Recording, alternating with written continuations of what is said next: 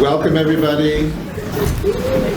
Thank you all for coming off to our kickoff of our winter programming this evening. Thank you especially to Rabbi Frand for coming to inspire us, imchazek us with your Torah this evening. Tonight's lecture is actually being recorded by TorahAnytime.com, and it will be shared with thousands of people around the world on TorahAnytime.com and on the Torah Anytime app. I'd also like to give a thank you to Rabbi Yaakov Kirschbaum for being on top of the cameras, getting everything set up, which took a lot of work. Chazak for its in-kind sponsorship, and especially to Rabbi Hillel Kappenstein for conceiving of the program and seeing through every part of its execution. Thank you all very much.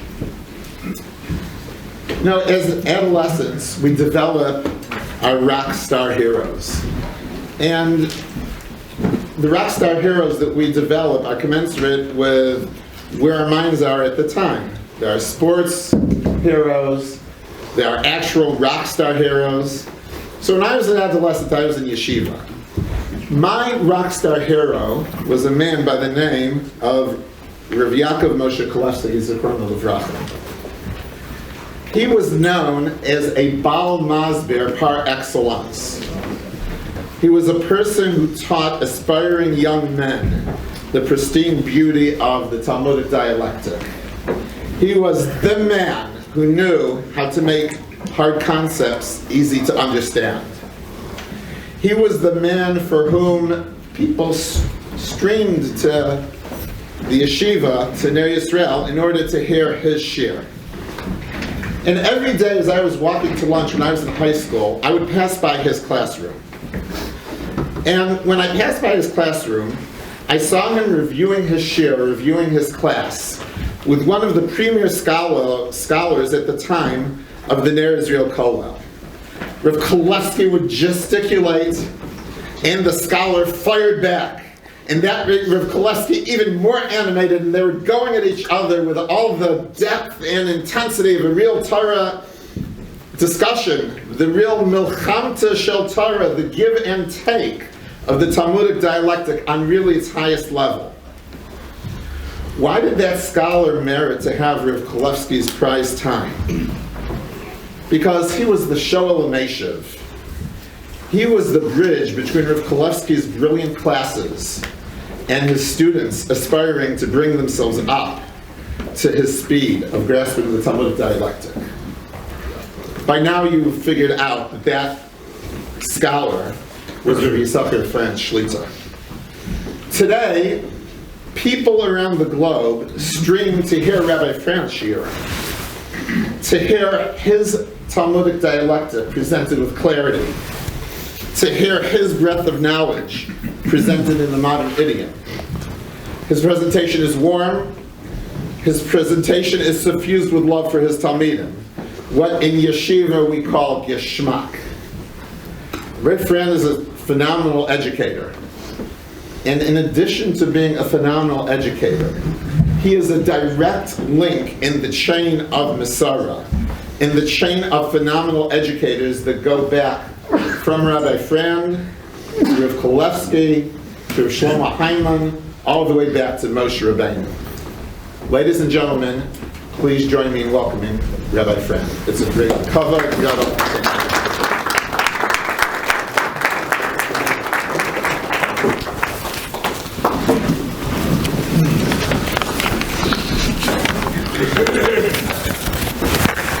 Thank you very much, Rabbi Morris.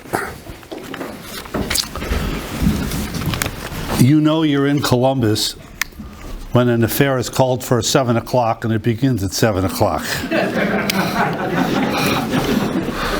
Which is not the case in most places where I speak.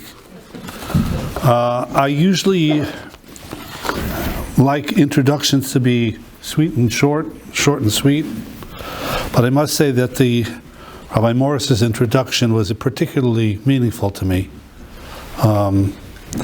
because Rabbi Kolevsky had thousands of Talmidim, literally, that's not an exaggeration. He had thousands of Talmidim, thousands of students. And he taught so much Torah. But I think one of the greatest things I got from him, how to give over a Torah class. And that is something that's more art than science. And any success that I've had in my career with teaching Torah is because I learned at the foot of the master. And I learned how to say a shir, which is a whole different area than knowing the content. And therefore, I, like Reb Henech, Rabbi Morris, are indebted to Rabbi Kolevsky till my last breath, because he taught me not only what Torah is, but how to give over Torah. I think that this year can be called the year of the Kappenstein. And that is because in the spring, Rabbi Kappenstein's father, Rabbi David Kappenstein, brought me down to Atlanta. So I guess I must have done all right, because here it is within the year, and his son is bringing me back. So he really put in a lot of effort. I'd like to thank my student, Mayor Perlmutter, for picking me up, and thank you for really making it as easy as possible to come in and out. As many of you know, this past January 1st, there were many large worldwide gatherings from Johannesburg to Jerusalem and from the East Coast to the West Coast, celebrating what's called the Siyum Hashas, the completion of the entire Talmud, including more than 90,000 people at MetLife Stadium, East Rutherford, New Jersey. It is an amazing accomplishment in order to be able to finish the Talmud at the pace of 1 page a day, called the Daf Yomi. It takes 2,711 days, or 7.5 years. And there are no days off. Not Yom Kippur, not Rosh Hashanah, not the day you make your child's wedding, not the night after your kid kept you up with an ear infection for 3/4 of the night. There are no days off. The train is running. And if you miss a couple of days, then you get farther and further behind. It can get really, the only way to do it is you got to do it every day. And you don't want to play catch up, because you won't catch up. So it's an amazing event. This Siyum Hashas was called by the Wall Street Journal in the January 4th edition of the Wall Street Journal. It was called the Super Bowl of Jewish learning, since we're in the season, in spite of the fact that the Ravens did not make it, but I'm trying to get over that. But as the journal article points out, quote, most of the men at the Siyum were not themselves completing the Daf Yomi cycle. Of those 90,000 people that sat there at MetLife Stadium, most of the people did not complete the Siyum Hashas, which leads to the obvious question. Why do 90,000 people come from all over the country and all over the world to sit in 40-degree weather with a windshield that make it feel much closer if they themselves are mere bystanders? Why come? I didn't finish Shas. I didn't finish the Talmud. The journal itself, I think, provides the correct answer. Quote, rather, they were there to join in a communal celebration of the idea of learning Torah. That's why 90,000 people came. And if you count all the people that were watching in all different types of venues all over the country and all over the world and online, you're talking conservatively 200,000 people. who themselves didn't do it. But they're there to join in a communal celebration of the idea of learning Torah. And that says so much about us as a people. I cannot think of any comparable event that happens in the world that people get together to celebrate the learning of a subject. You know, there are other celebrations. There's New Year, there's Independence Day, there is the Super Bowl. But that people should come together because something was studied and something was completed, even though you didn't do it. And that fact, that there's no other nation that I know of. I mean, there's no completion of I don't know, you know, what's that, with that magician, that boy, she wrote those 4 books. Harry Potter. Did they make us see him when they finished Harry Potter? I mean,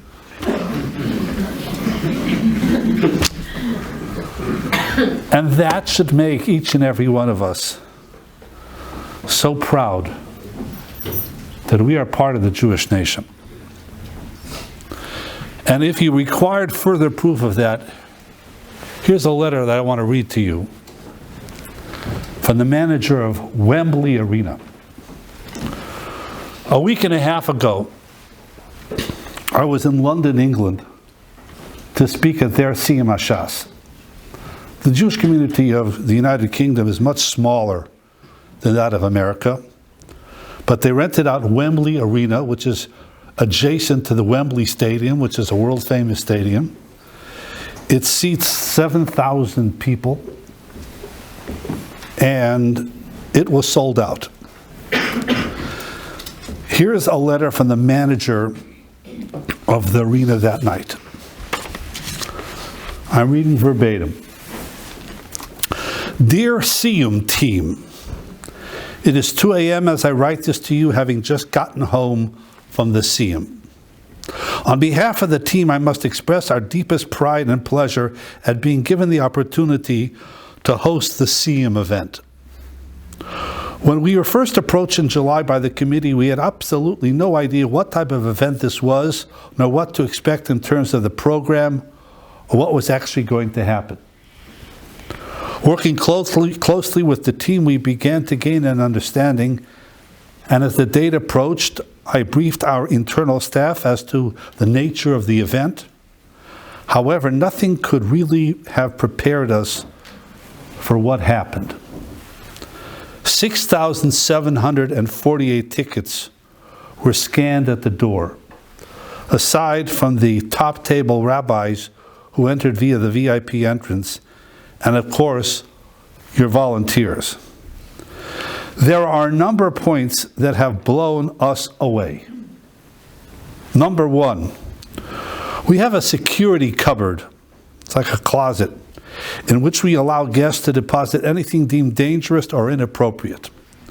At an event of this size, we would normally expect anything between 7,000 and 1,000 items. Tonight, we held nothing. Number 2, there was not a single incidence of drunkenness, boisterous or rowdy behavior, not a single one. I have been at the arena for 28 months and accommodated over 300 events at that time. Never had we had no incidents. And number 3, all the team were blown away by the amount of thank yous that we received at the end of the evening. I actually thought that everyone had been instructed to do that. I am devastated that the Siyum only takes place once every 7 years. This event was a delight for all of us.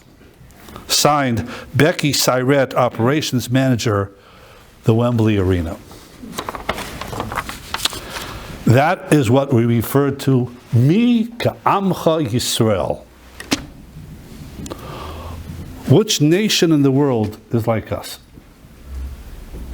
7,000 people, not one drunk, not one fight. 90,000 people celebrating the fact that you did something. Which other nation is like that? Ashrecha Yisrael. Happy are you, the people of Israel. Which still leaves us with the question, what's behind the hundreds of thousands of people who come to celebrate this? Because they understand what learning Torah means to the Jewish people. Learning Torah is the oxygen that keeps our nation alive, without which we would wither as a nation. We would cease to exist. And what is true on a national level is true on an individual level as well. A Jew without some form of learning Torah will eventually decline and wither in his Judaism. It's a fact of life. A Jew without Torah learning will die spiritually. Just like if you don't eat, eventually the body will cease to function. If you don't learn Torah in some form, our souls will dry up and die. And that is because we do not fully appreciate and comprehend what Limud HaTorah, the learning of the Torah, does to the soul of a Jew. And that is the transformative, supernatural power of the Torah on what's called the Yiddish Neshama. Here's the story of one individual who I happen to know, but I'm sure that it applies to many others as well. Quote, I was floating through life, being less connected and less serious about my Yiddishkeit, my Judaism. It had been years since I made any sort of effort to attend minyanim during the week, and I had not opened a sefer, a book, in years. And then on a hot, humid day, August of 2012, he attended the last Siyum HaShas in MetLife Stadium and was inspired to start learning the Daf Yomi. And today, he is a different man. Quote, for me, he said, it all started with Daf Yomi, the daily page.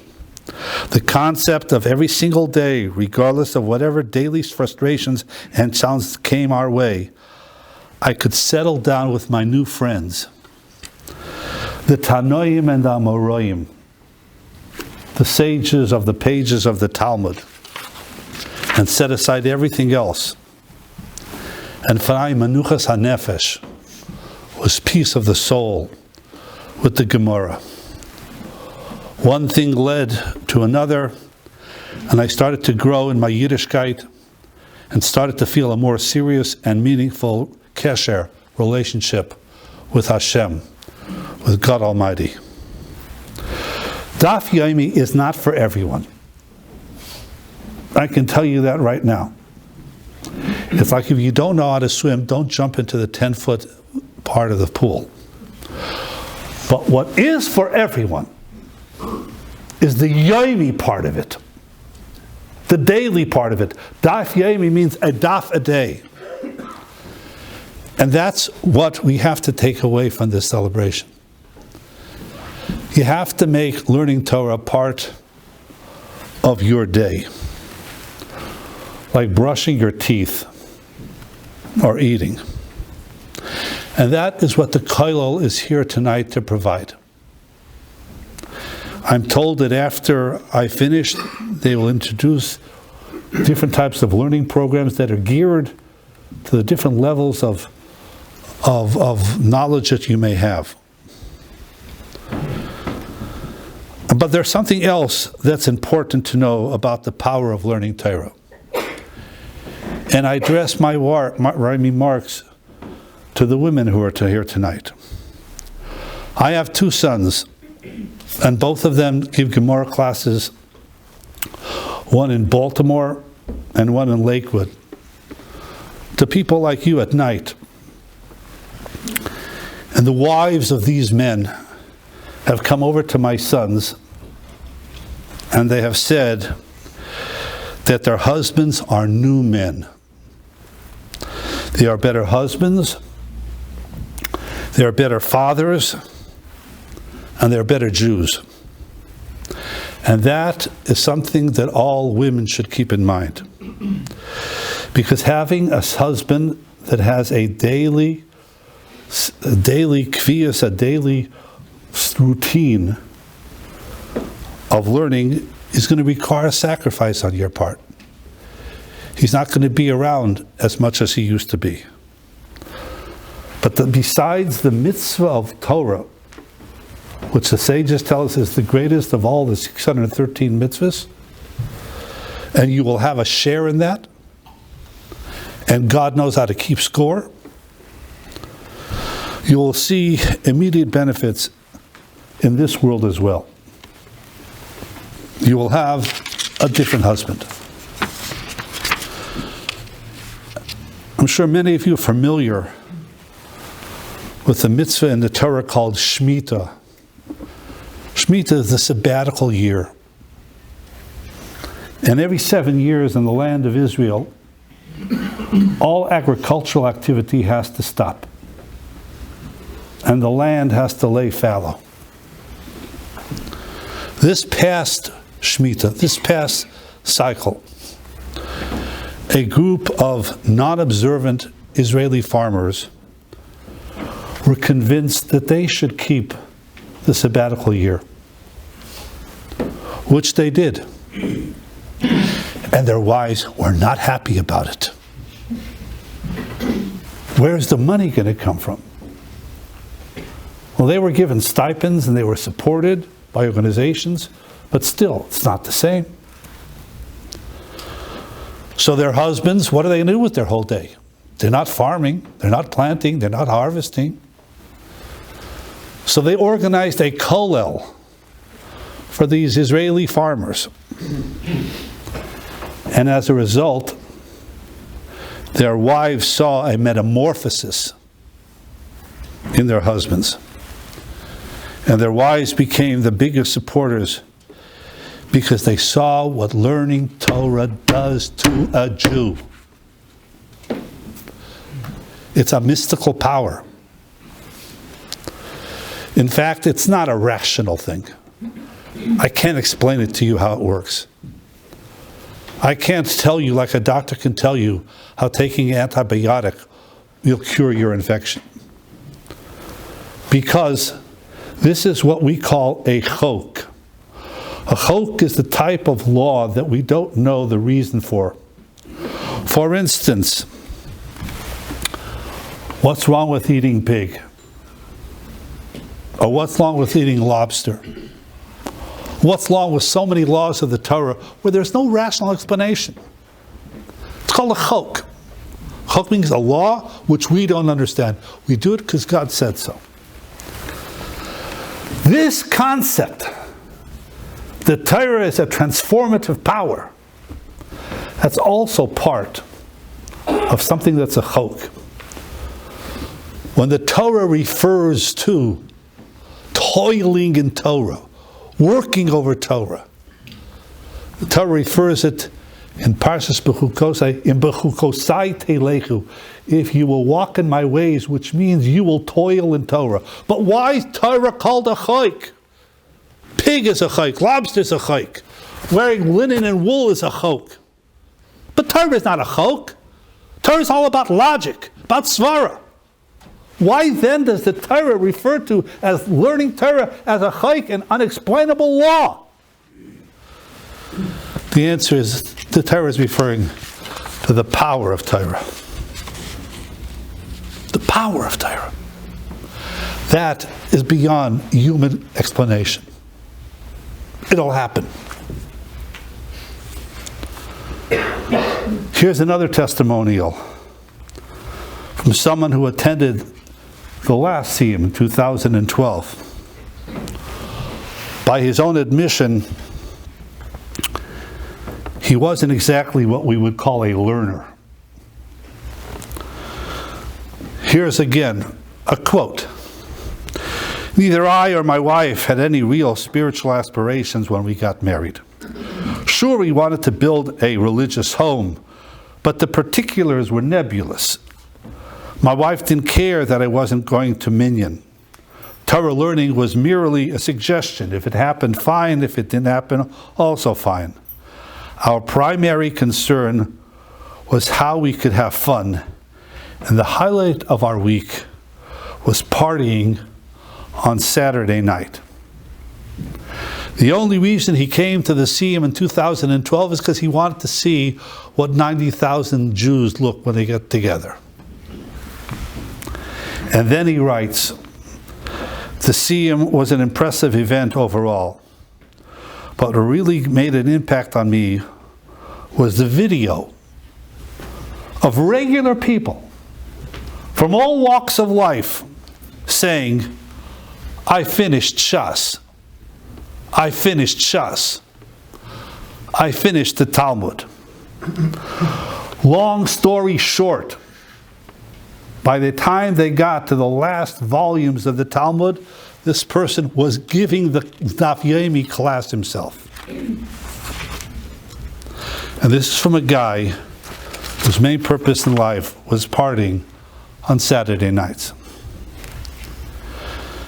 There's an important lesson to learn from this person. Because when he saw that video of all these different types of people from all different walks of life, and each one saying, I did it, I finished Shas, I finished the Talmud, he asked himself the question, why can't I finish Shas? And that's what got him going. Why can't I do this? And he didn't say, that's ridiculous. Why should I even start? Do I actually think I can stick with it for 2,711 days? And what will happen when I get to the very difficult tractates of the Talmud, which are murder? And unfortunately, too many people make that mistake. They tell themselves, why bother? Why start? If I can't finish, then why begin? And anyone who thinks like that is missing out on one of the great truths of life, expressed in various ways by Jews and non-Jews alike. And that is, the perfect is the enemy of the good.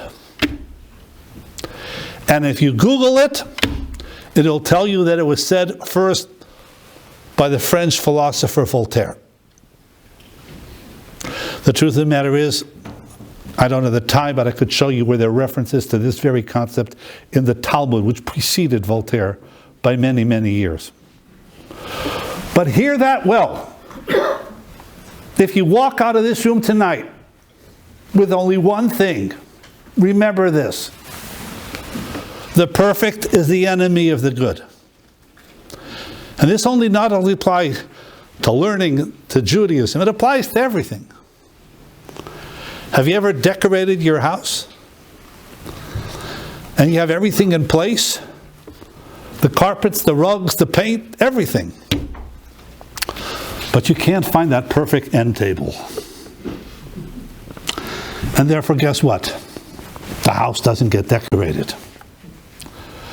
Because it's not perfect. And therefore the perfect becomes the enemy of the good. I deal with boys, age group from anywhere from 21 to 24. And I deal with them when they're trying to find their mate. And I will counsel boys, probably weekly, different boys, on the most important decision that we make in our lives. Who should we marry? And all too often, the guy is looking for perfection. And I told him, guess what? You're not perfect. But the perfect becomes the enemy of the good. So the spouse is not the perfect person. Is it better than what you're in now, the situation that you're in now?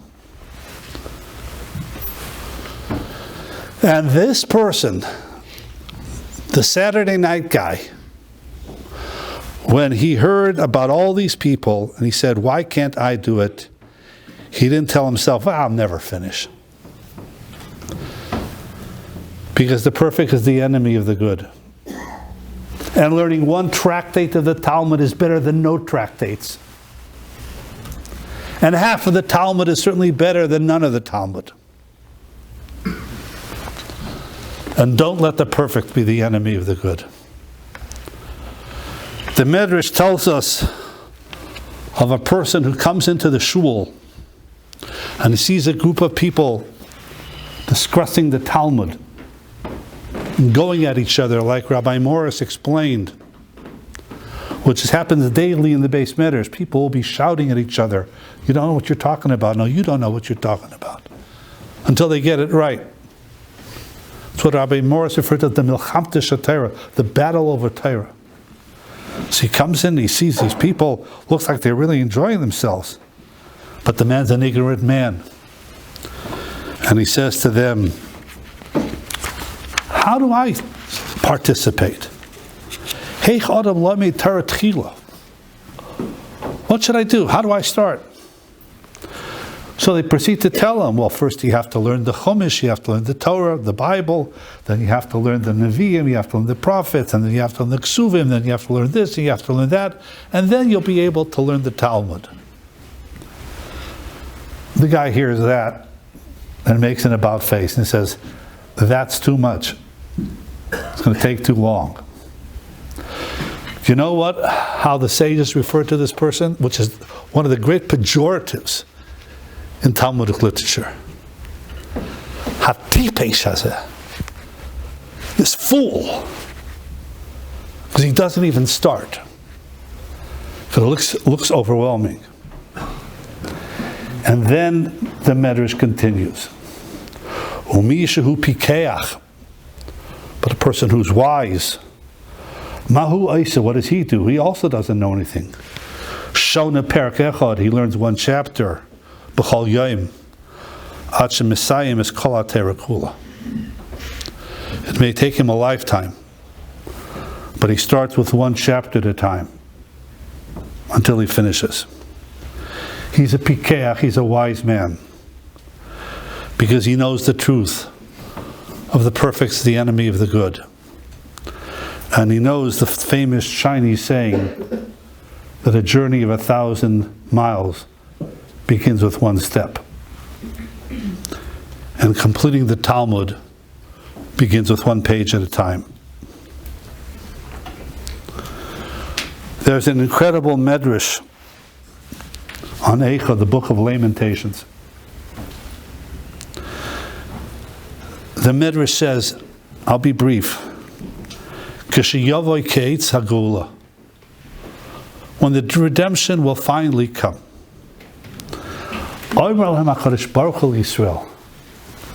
God comes to the Jewish people, God Almighty, and He says, Bonai, mein teure Kinder, my Kinderlach, my children, Toma mikem himtamten li kol oisim hashanim. How did you do it? How did you survive the Golus? How did you survive all the things that the Jewish people have gone through for the last 2,000 years? How did you survive when William the Conqueror eventually threw the Jews out of Europe? How did you survive the Spanish Inquisition? How did you survive the massacres, the pogroms of 1648 and 1649? And of course, how did you survive the Holocaust? How did you do it, my kids? What's with you guys? How did you survive?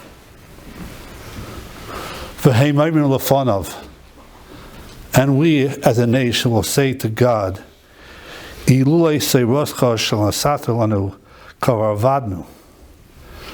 did it because the terror kept us alive. That's how we did it. And that's the truth. This is what David HaMelech, King David, who in the Psalms, Lulei Seiroscha Shashuai Ozavadati Bani. If not for the Torah that was my plaything, I would have been long gone. We should all merit to see that day that the Geula happens, that the redemption happens. And we'll be there when God asks that question, how'd you guys do it? And we say, because you gave us the Torah and it kept us alive, as a nation, as individuals. So besides walking out of here tonight, remembering the perfect enemy of the good, sign up for one of the classes. Start small, but eventually you'll get there. Good night, and thank you.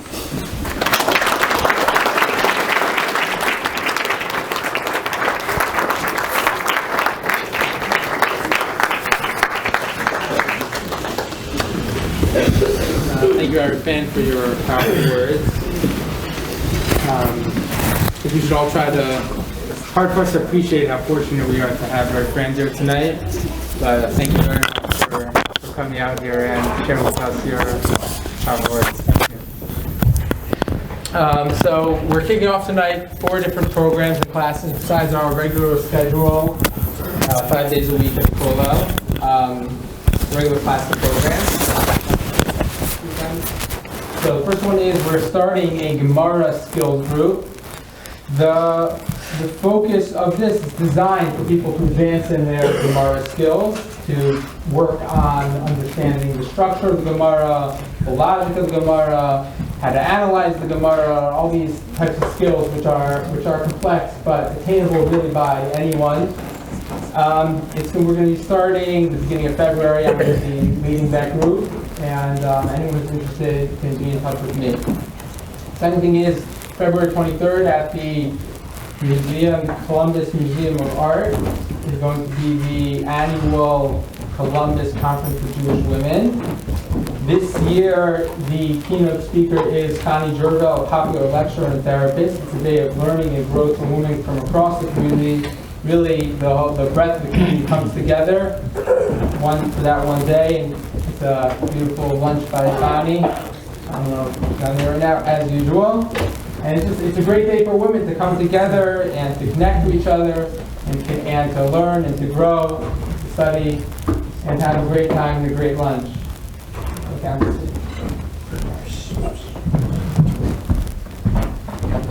Okay, so programs 3 and 4. So the third one is what we're going to call the Amida Week Chabura, which is basically a taste of yeshiva learning. It's intense learning, it's great learning, it has camaraderie. We get together 2 times a week. And between the 2 times, we cover one Amid, 1 page of GEMARA. And this is something that I'm working on with Rabbi Frand, and it can be done in a classroom style, like a shir style, or a chavrusa style, and whoever would like to join, please contact myself for that. And the 4th program that we will be, the 4th and final one that we're rolling out tonight, is the 4th annual Columbus United Siyum HaTorah. An incredible experience. It's really something that everyone could take at their level, something for everyone. If you want to take Mishnayos, of course, a tractate in Mishnah, we provide an art scroll Mishnah elucidated for everyone, that whatever you take upon yourself, you get to take that volume home. It's yours, you get to keep it to help you finish that Masechta, that tractate. And you could also take Chumash, you could take Tanakh, anything in Navi, or Tehillim, or whatever it is. The idea is that everyone can take something and make sure to complete it. This year we have the Columbus Siyum is going to be on March 19th, 2 months from tonight. We have featuring Rav Gabriel Freeman. It's going to be an incredible, incredible program. And whoever would like to partake in that, please make sure to contact myself. Rabbi Kirschbaum and myself will be helping men and women that would like to partake at Chavrusas and study partners, so please make sure to contact myself for that. And as you leave here tonight, Rabbi Yissocher Frand is waiting at the door. Every single person, please make sure to take one of these.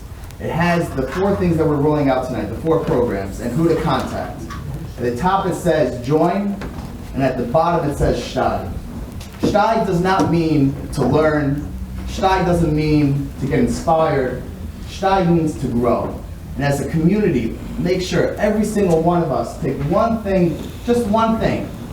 You have this, you know who to contact, and together as a community, we will grow in Torah. Thank you for coming and thank you for joining.